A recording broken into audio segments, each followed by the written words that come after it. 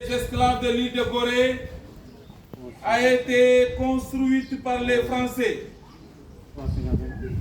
C'était entre les années 1780 et 1784.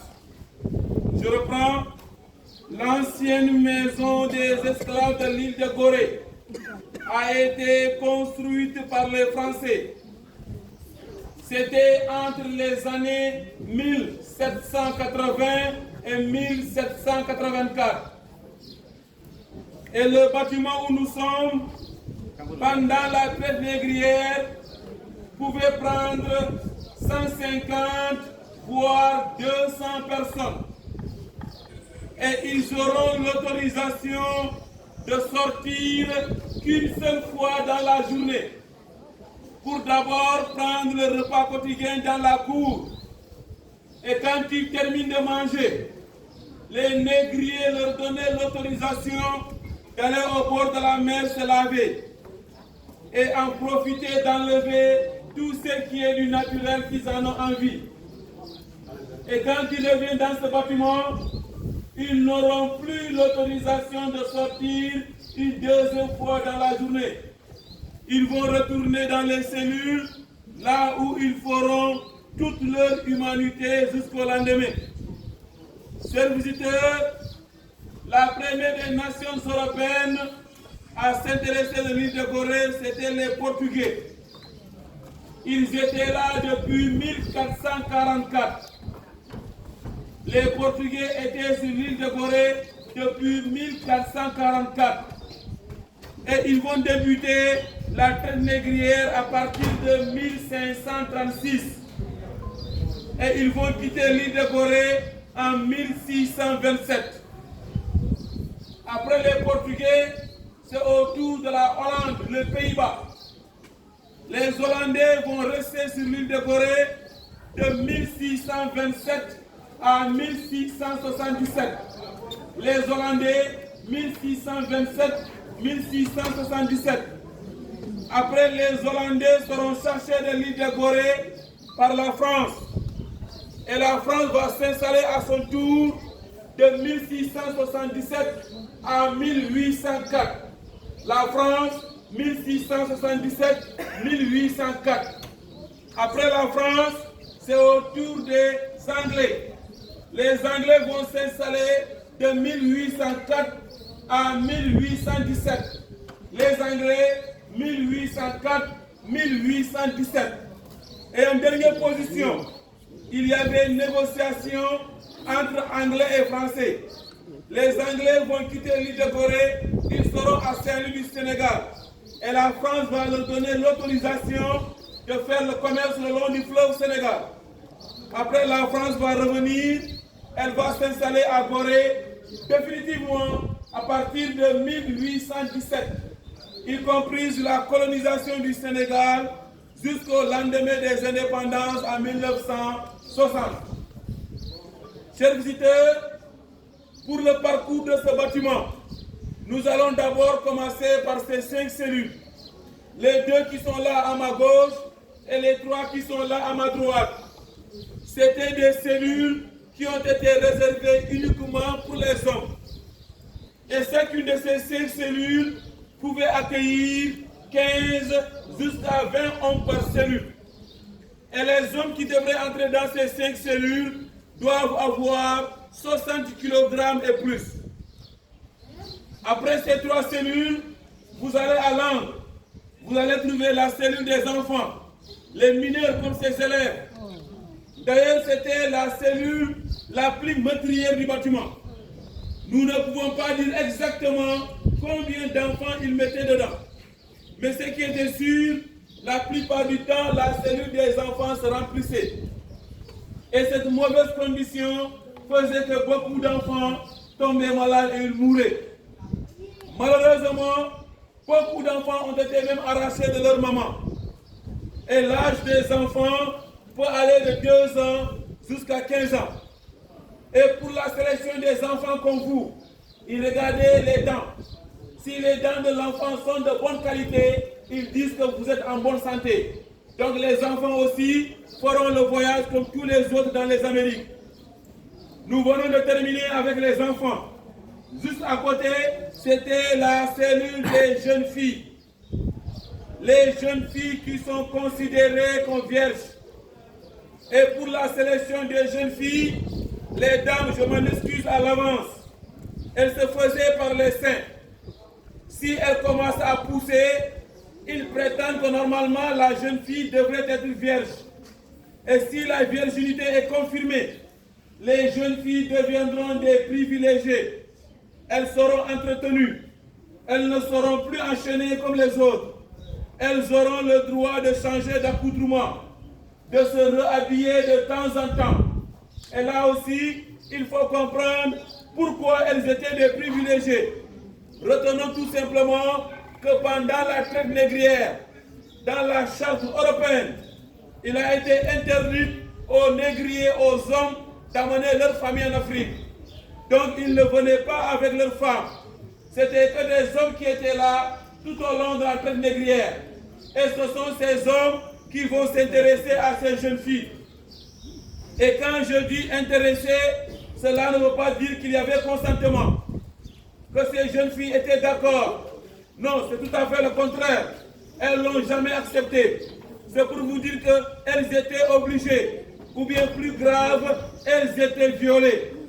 Oui, elles étaient violées. Et quand les grossesses commencent à apparaître, les jeunes filles seront libérées. Mais pas pour retourner dans le continent. Elles seront libérées, certaines seront prises comme des épouses. Et d'autres vont rester dans le concubinage. D'ailleurs, à l'époque, la fille la plus célèbre de toute l'île de Gorée, elle s'appelait Anne Pépin. Et Anne Pépin, elle était la concubine du gouverneur, le chevalier de Boufflers. Et lorsque le gouverneur est rentré en France, Anne Pépin est devenue la première des propriétaires de ce bâtiment où nous sommes aujourd'hui exactement. Chers visiteurs, Anne Pépin, elle n'était pas seule. Il y avait d'autres Africaines comme elle, des mulâtresses ou des métisses, qui jouaient ces mêmes rôles, qui avaient des relations avec les négriers. À l'époque, il les trouvait ici à Gorée et à Saint-Louis, Sénégal. Et il les appelait les signards. Signard vient du mot señora, en portugais qui veut dire madame. Et ces mesdames vont devenir des grandes dames. Elles vont changer de statut social. Elles vont devenir des intermédiaires. Chers visiteurs, après les jeunes filles, c'est au tour des inaptes temporaires. Les inaptes temporaires, ce sont les esclaves, les hommes qui n'ont pas encore les 100 kg. Je reprends, les inaptes temporaires, ce sont les esclaves qui n'ont pas encore les 100 kg. Et pour avoir les 100 kg, ils vont consommer beaucoup d'haricots, beaucoup de guébés, qu'ils vont bouillir en quantité. Et la sauce, le mélange, se fera avec de l'huile de palme, le douti. Maintenant, la durée de la consommation de ce produit va dépendre de l'arrivée des bateaux qui vont quitter l'Europe. À l'époque, il n'y a pas encore de machine. Le voyage entre l'Europe et l'Afrique, ça peut durer 3 mois, jusqu'à 3 mois et demi de voyage. Et quand ces bateaux arriveront ici à Gorée, normalement, beaucoup de ces inaptes temporaires auront au minimum les 60 kg et ils feront le voyage comme tous les autres. Chers visiteurs, nous venons de terminer avec les inaptes temporaires. C'est au tour des récalcitrants, les rebelles, ceux qui s'est révoltés, ceux qui n'avaient pas voulu quitter le continent africain. Beaucoup d'entre eux, une fois ici, ils manifestaient la liberté en se révoltant. Ils agressaient les maîtres. Maintenant, pour les calmer ou pour les dissuader, ils les mettaient dans ces 2 cellules qui sont là. Les escaliers qui sont là de l'autre côté en bas, il y a la petite porte. Après, vous allez vérifier et voir. Nous qui sommes là, surtout les adultes, personne d'entre nous ne peut s'introduire à l'intérieur pour se mettre debout, puisque c'est trop basse. Et à l'époque, ceux qui arrivaient ici, surtout les hommes, c'était de la qualité. Beaucoup d'entre eux, ils étaient grands et ils avaient une certaine corpulence. Nous ne pouvons pas dire exactement combien de personnes ils mettaient dedans. Mais ce qui est sûr, même si c'est une seule personne, il y avait de la souffrance. C'est pour vous dire qu'en vérité, la traite négrière, même si elle n'est pas reconnue, nous pouvons la considérer comme crime contre l'humanité.